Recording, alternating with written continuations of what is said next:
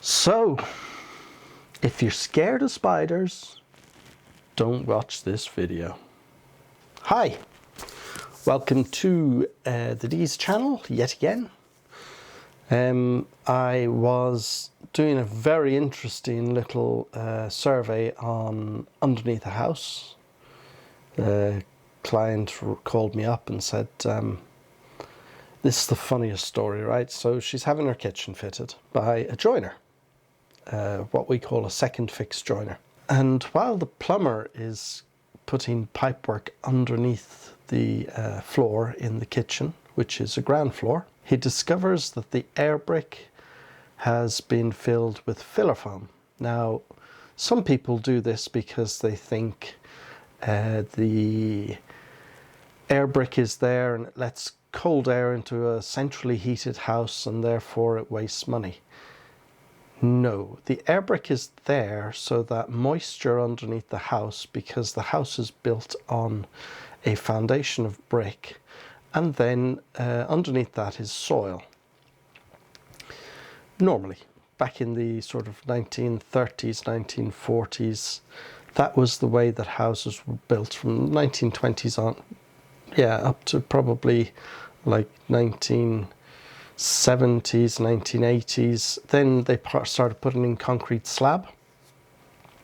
Anyway, so the previous owner had obviously decided that they could feel the draft coming up through the floorboards and grabbed a can of filler foam and sealed up the air bricks on the house, therefore sealing, creating a damp environment underneath the house, which in effect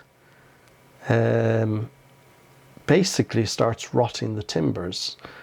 The secondary issue she had was woodworm.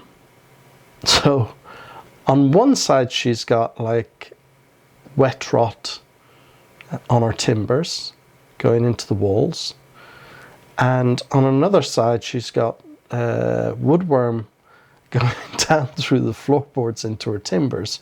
And so she calls me up, friend of a friend, and she says, oh, can you come and have a look? Because the second fix joiner isn't competent to do that job. Now, it's basically, the job is basically to look at each joist, see how much they're damaged going into the wall, and then see how far back along the joist is damaged and replace that part of the joist. And what you do is you brace a secondary joist onto the side of the old joist, bolt that on, and make sure the new part is into a new sitting in the wall. And then you cement that up and that's all good. But I found it really funny that a joiner wasn't competent to do that job. So that's my little story this week. Anyway, I thought I'd show you what it was like to crawl underneath a floor and see all sorts of, see what a 1920s house is built on the first floor is like. And it might give you an idea when you're purchasing something like that, you know, that you check that the air bricks are free, because the air underneath the house has to change in a regular pattern because it pulls out the moisture that's created from cold earth to warm house, and that creates moisture underneath the floor and therefore creates rot if the air brick isn't open. So jump into the video. I've got a bit of a background here of a nice part of a cobweb. If you're scared of spiders, don't do my job. I guess that's what I'm really saying. Oh, and let's get jumping into this. Right, so bit of a blurry video because basically I'm underneath a floor in a UK house, which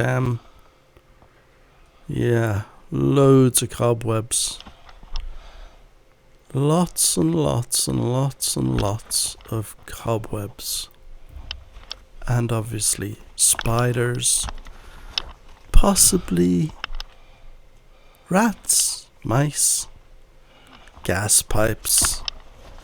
And what I'm looking for here, I'm looking at the ends of the beams and the beams to see if there's any rot. Now, crawling under houses is not my favourite thing in the world.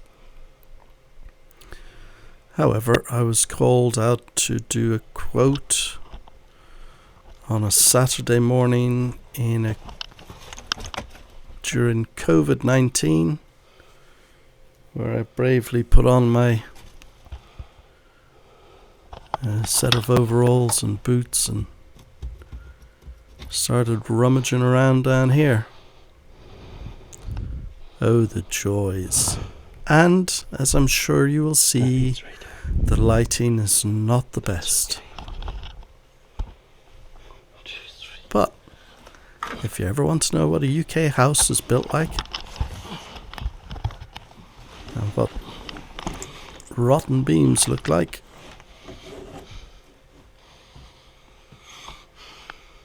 here you go. Look at that. Look at that beauty there. Some nice little woodworms munching away. There. So, if you're scared of spiders, don't watch this video. That was the video. Give it a like, a thumbs up if you liked it. And if you disliked it just because you're scared of spiders, well, hit that dislike button and throw me a comment. Tell if you've got any questions on it. My quote was basically to replace the joist ends into the wall and then treat all the timbers underneath the floor. I kind of suspected that most of the floorboards in that kitchen would have to be replaced as well due to the woodworm. And I suspect that the woodworm was bought in by a probable piece of antique furniture that the previous owner picked up in an antique shop. And sometimes, you know, that's what happens. You've got to be really careful when you're picking up antiques, obviously wooden antiques, to make sure that A, there's no woodworm in them, live woodworm, i.e. You will always see live woodworm by the dust that's created by live woodworm eating into the wood. So there's usually dust around their holes. If I were purchasing a wooden antique, then I would certainly consider treating it with woodworm treatment if I see any woodworm holes in it. Really important. Because they're little buggers and they will like destroy your house. And it gets really expensive to try and get them like to treat a house, because you got to move everything out of the room, strip up all your carpets, all your laminate floors, and then you get into the actual woodworm that's underneath. And then you got to like put treatments on it which stink for days. Yeah, so just like be real careful of that.